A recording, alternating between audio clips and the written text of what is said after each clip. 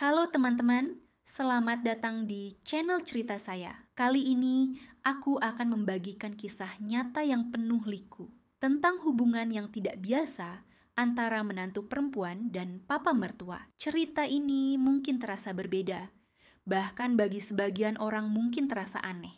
Namun semua yang terjadi adalah kenyataan yang tidak mudah untuk diungkapkan. Aku berharap kalian bisa mengambil hikmah dan menjadikannya pelajaran berharga. Namaku Rina, usiaku 28 tahun. Aku menikah dengan suamiku, Ardi, 3 tahun yang lalu. Awalnya aku membayangkan bahtera rumah tanggaku akan penuh dengan kebahagiaan dan cinta. Tapi kenyataan berkata lain. Setelah 3 tahun menikah, segalanya mulai berubah. Suamiku mulai bersikap dingin dan sering pulang larut malam tanpa kabar. Aku sempat curiga, tapi aku selalu berusaha percaya dan memberi kesempatan. Namun, luka hati itu datang ketika aku mengetahui Ardi diam-diam menjalin hubungan dengan wanita lain. Itu terjadi saat aku sedang hamil muda. Kandunganku baru berusia 3 bulan. Perasaan hancur dan kecewa bercampur menjadi satu, membuatku seperti kehilangan pegangan. Aku merasa berada di persimpangan jalan. Di satu sisi, aku marah dan terluka karena dikhianati. Di sisi lain, aku tak mau menyerah demi bayi yang sedang kuharapkan sejak lama. Aku berusaha kuat, tapi hari-hari terasa sangat berat. Aku merasa seperti hidup dalam kesunyian yang penuh dengan kepedihan. Dalam masa-masa sulit itu, satu-satunya tempat aku dapat berbagi dan menemukan pengertian adalah dari papa mertuaku, Pak Herman. Dia bukan hanya seorang kepala keluarga yang tegas dan berwibawa, tapi juga pria yang penuh empati dan kebijaksanaan. Pak Herman sangat berbeda dengan anaknya, Ardi. Saat mendengar masalah rumah tanggaku, beliau tak segan menunjukkan rasa pedulinya. Pada suatu saat, Pak Herman mendapat tugas dinas di kota tempat aku tinggal. Daripada menginap di hotel, dia memilih tinggal di rumah kami untuk lebih dekat dan memantau kondisi kami. Selama 3 hari beliau tinggal di sini. Dan selama itu pula, Ardi tidak pulang sama sekali. Pak Herman mulai menyelidiki apa yang sebenarnya terjadi. Satu persatu fakta terkuak. Ardi sudah menikah lagi dengan wanita yang selama ini menjadi alasan keretakan rumah tangga kami. Mendengar kabar itu, hatiku hancur berkeping-keping. Aku menangis dalam diam, merasa kehilangan segalanya. Sejak kecil aku yatim piatu, dan hanya nenek yang merawatku sampai aku dewasa. Saat nenek meninggal dunia, aku hanya mengandalkan suamiku sebagai sandaran hidup. Namun, ketika semuanya runtuh, Pak Herman muncul sebagai sosok yang tak hanya menjadi kepala keluarga, tetapi juga pelindung dan sahabat bagiku. Beliau menawarkan aku untuk pindah ke rumahnya di kota lain, supaya aku bisa menenangkan diri dan merawat kandungan. Pak Herman mengatakan, "Rina, kamu harus jaga diri dan bayi itu. Di sini, kamu tidak sendiri." Awalnya aku ragu. Rumah itu bukan rumahku, dan aku merasa canggung tinggal dengan papa mertua dalam situasi seperti ini. Tapi, aku sadar, tinggal di rumah itu jauh lebih baik daripada terus tenggelam dalam kenangan pahit di rumah kami sendiri. Rumah Pak Herman sederhana tapi hangat. Suasana di sana sangat berbeda dengan rumahku dulu. Di sana aku merasa damai, seolah luka batinku mulai perlahan sembuh. Foto keluarga yang masih terpajang di dinding mengingatkanku bahwa di balik semua kesedihan, masih ada rasa kasih sayang yang tulus. Itulah awal perjalanan baru dalam hidupku, meskipun penuh dengan ketidakpastian. Aku berusaha bangkit dan menata kembali hidupku demi masa depan anakku dan juga demi diriku sendiri. Setelah memutuskan untuk pindah ke rumah Pak Herman, papa mertuaku, aku merasa seperti memasuki babak baru dalam hidup. Rumah itu sederhana, namun penuh dengan kehangatan yang selama ini aku rindukan. Suasana berbeda jauh dari rumahku yang dulu, di mana kenangan pahit dengan suamiku seakan menghantui setiap sudutnya. Pak Herman tinggal seorang diri sejak istrinya meninggal setahun yang lalu. Dia adalah sosok pria yang selalu menjaga wibawa dan kehormatan keluarga, meskipun kesedihan atas kepergian istrinya masih terasa. Namun, Di balik itu, aku melihat sisi lembut dan penuh perhatian yang selama ini tak pernah aku kenal. Hari-hari pertama di rumah itu, aku habiskan untuk menyesuaikan diri. Aku memasak, membersihkan rumah, dan mempersiapkan diri untuk perawatan kehamilan. Pak Herman selalu ada, memberikan bantuan kecil yang membuatku merasa dihargai dan diperhatikan. Suatu malam, saat aku belum bisa tidur, aku duduk di ruang tamu. Pak Herman keluar dari kamar dengan wajah tenang dan bertanya, "Rina, kamu belum tidur? Apa ada yang mengganggu pikiranmu?" Aku tersenyum tipis. "Iya, Pak." Bayi dalam kandungan mulai aktif bergerak. Aku merasa tidak nyaman dan agak gelisah. Dia mendekat dan duduk di sampingku. "Sudah 7 bulan ya? Pantas saja. Mulai besok, kamu harus lebih fokus menjaga kesehatan dan istirahat yang cukup. Papa akan mengantar setiap kali kamu kontrol ke dokter."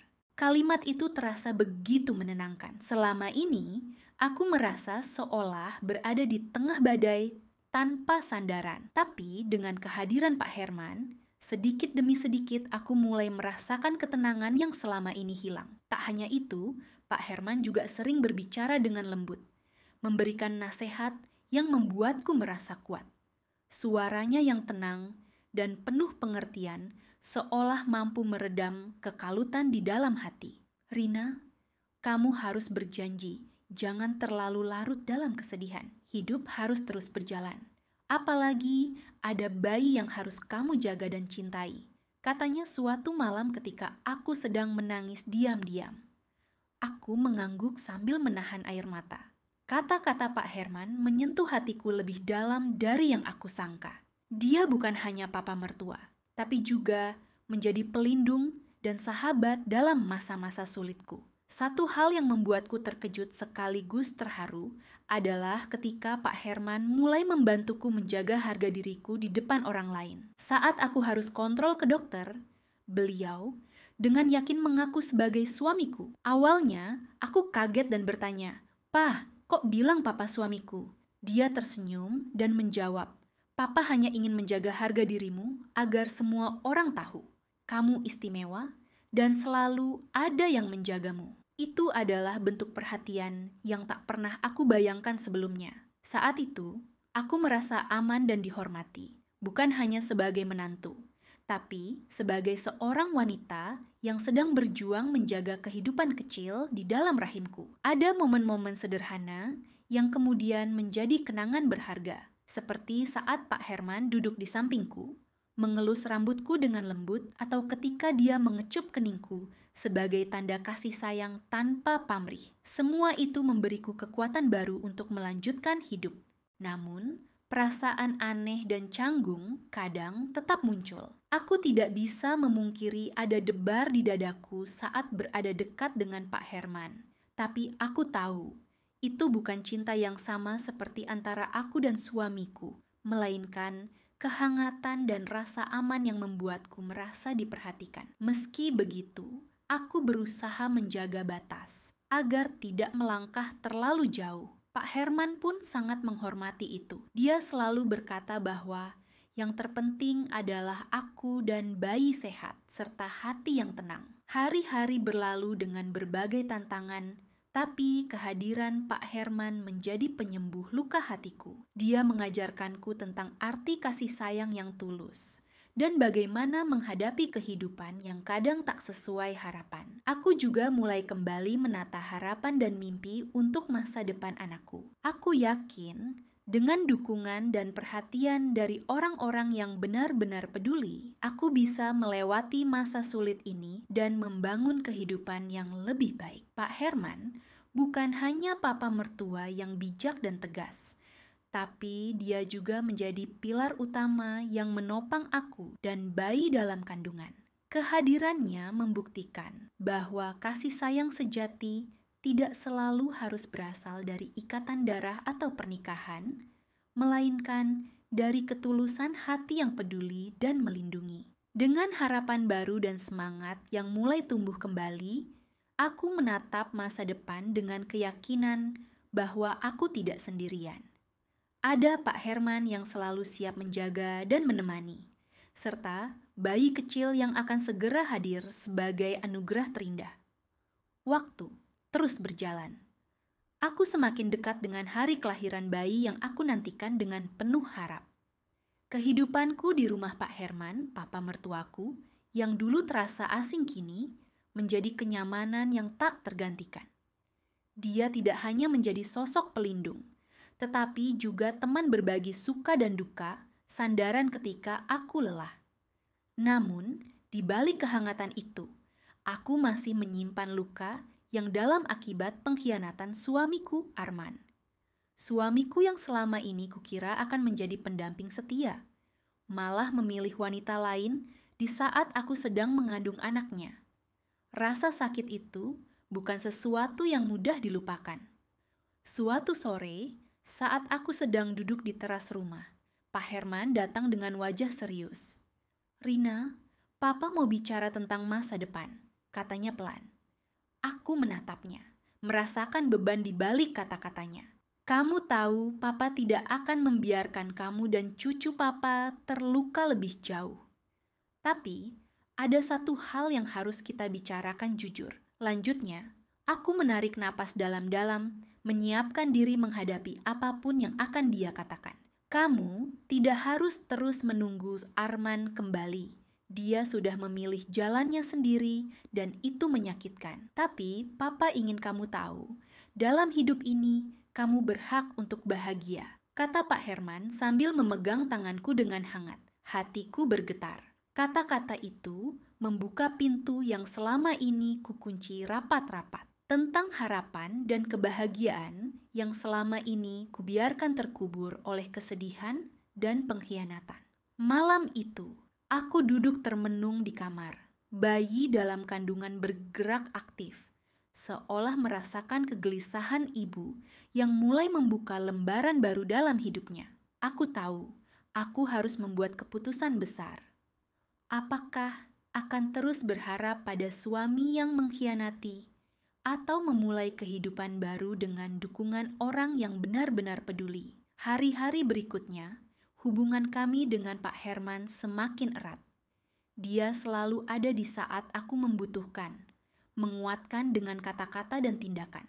Tapi, aku sadar, apa yang aku rasakan bukanlah cinta yang biasa. Ini lebih tentang rasa terima kasih, penghargaan, dan rasa aman yang selama ini hilang. Namun, suatu malam yang dingin, segalanya berubah. Ketika aku hendak tidur, Pak Herman datang ke kamarku dengan langkah pelan. Dia duduk di tepi tempat tidur dan berkata dengan suara lirih, "Rina, aku tahu ini bukan keadaan yang mudah. Tapi Papa ingin kamu tahu bahwa aku di sini bukan hanya sebagai papa mertua, tapi juga sebagai seseorang yang benar-benar peduli pada kamu dan bayi." Aku terdiam, hatiku berdebar kencang. Apa yang dia maksud? Aku merasa kebingungan antara rasa hormat dan kehangatan yang tiba-tiba menyelimuti ruang hati. Pak Herman melanjutkan, "Malam ini aku ingin kamu tahu, aku siap menjaga kamu bukan hanya sebagai menantu, tapi sebagai wanita yang berharga. Apapun yang terjadi, aku ingin kamu tahu bahwa kamu tidak sendiri." Saat itu, aku menangis. Bukan karena kesedihan, tapi karena rasa lega yang tak pernah kurasakan selama ini. Sentuhan lembutnya dan tatapan penuh kasih membuat aku merasa aman, walau dunia di luar terasa kacau. Hari-hari berikutnya, hubungan kami semakin dalam. Aku mulai menerima bahwa hidupku mungkin memang tidak berjalan sesuai rencana, tapi bukan berarti aku harus menyerah pada kebahagiaan. Namun, aku juga sadar betul bahwa cinta kami tidak bisa dilihat dari mata dunia dengan mudah. Ada batasan yang harus dijaga agar tidak melanggar norma dan kehormatan. Pak Herman selalu menghormati itu, tidak pernah memaksa, tapi selalu ada ketika aku butuh. Suatu pagi, ketika aku sedang sarapan, Pak Herman berkata, "Rina, aku sudah bicara dengan beberapa kerabat. Kami ingin mengurus beberapa hal agar kamu dan bayi bisa hidup lebih tenang. Papa juga sudah mulai menata masa depan untuk kita semua." Aku tersenyum haru. Semua ini terasa seperti mimpi yang menjadi nyata. Mimpi tentang hidup yang penuh kasih dan tanpa rasa takut. Namun, di balik itu, aku juga sadar, aku harus kuat untuk melahirkan bayi ini dan menjalani hidup baru. Aku ingin menjadi ibu yang baik, sekaligus perempuan yang mandiri dan kuat. Pak Herman pun menguatkanku setiap hari. Kamu tidak sendiri, Rina. Papa akan selalu ada untukmu dan cucu papa, katanya dengan tegas. Di titik inilah aku menyadari sesuatu yang penting. Hidup memang penuh liku dan cobaan, tapi dengan kasih sayang tulus dan keberanian untuk menerima perubahan, aku bisa membangun kembali kebahagiaan yang dulu hilang. Hari-hari berlalu, dan aku mulai merasakan kehadiran kecil dalam rahimku semakin nyata. Gerakan si kecil yang kerap membuatku tersenyum, sekaligus terharu menjadi pengingat bahwa hidup ini selalu memberi kesempatan baru, meski diwarnai luka lama. Pak Herman semakin seperti ayahku sendiri. Setiap pagi, ia membangunkanku dengan senyuman hangat dan sarapan sederhana yang penuh perhatian. Ia selalu memastikan aku merasa nyaman, baik secara fisik maupun batin. Aku pun mulai belajar menerima kenyataan bahwa kebahagiaan bisa datang dari tempat yang tak terduga. Suatu sore, ketika matahari mulai meredup dan sinar, jingganya menyusup ke dalam ruang tamu. Pak Herman mengajakku duduk di teras. Ia berbicara dengan suara penuh keyakinan. Rina, aku sudah mengurus segala sesuatunya supaya kamu dan bayi nanti bisa hidup dengan tenang. Arman sudah bukan bagian dari masa depan kita. Aku mengangguk pelan. Air mata menetes tanpa sadar. Kata-kata Pak Herman membuka babak baru dalam hidupku. Babak yang penuh harapan dan keberanian. Hari persalinan pun tiba. Aku dibawa ke rumah sakit dengan dukungan penuh dari Pak Herman. Meski tanpa kehadiran suamiku yang entah di mana, aku merasa kuat. Ada kekuatan dari cinta dan perhatian Pak Herman yang mengiringi setiap napasku. Ketika tangisan pertama si kecil menggema, aku tahu aku telah melewati sebuah ujian besar. Bayi laki-laki yang sehat dan kuat itu adalah bukti bahwa di tengah gelap ada cahaya yang tak pernah padam. Pak Herman memegang tanganku dengan lembut. Selamat Rina, ini cucu papa. Kita mulai lembaran baru. Dalam hari-hari setelah kelahiran, aku belajar menjadi ibu.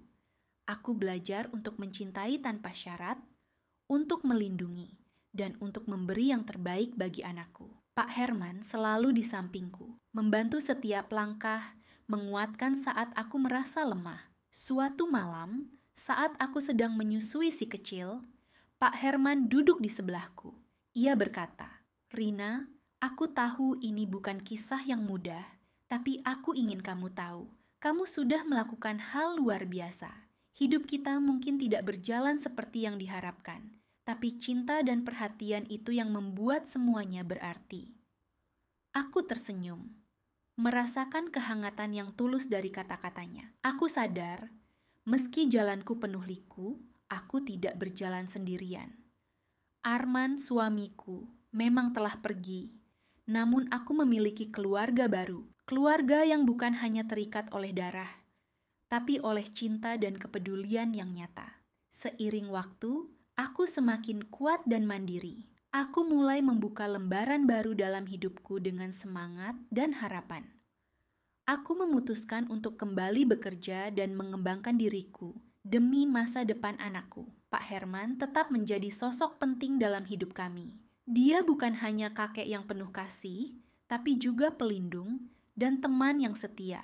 Cerita kami bukan tentang kisah cinta yang sempurna, tapi tentang keteguhan hati menghadapi cobaan. Tentang bagaimana cinta sejati bisa muncul dari tempat yang tak terduga, menyembuhkan luka, dan membangun harapan baru. Pesan yang ingin aku bagi dari kisah ini adalah jangan pernah menyerah pada kehidupan. Di balik setiap kegelapan, selalu ada cahaya yang menunggu untuk ditemukan. Kasih sayang dan perhatian tulus bisa mengubah hidup seseorang, memberi kekuatan untuk bangkit dan melangkah maju. Jangan takut menerima bantuan dan cinta dari orang lain, bahkan jika itu datang dari arah yang tidak terduga. Karena hidup tidak selalu berjalan sesuai rencana, tapi selalu ada jalan menuju kebahagiaan selama kita mau membuka hati dan berani melangkah. Terima kasih sudah mendengarkan ceritaku. Semoga kisah ini memberi inspirasi dan semangat untuk kalian yang sedang menghadapi masa sulit. Ingatlah, kamu tidak sendiri. Sampai jumpa di cerita berikutnya. Jangan lupa untuk berbagi, like, dan subscribe jika kamu merasa cerita ini berarti. Dan seperti biasa, ambil yang baik, buang yang buruk. Salam hangat dari aku, Rina.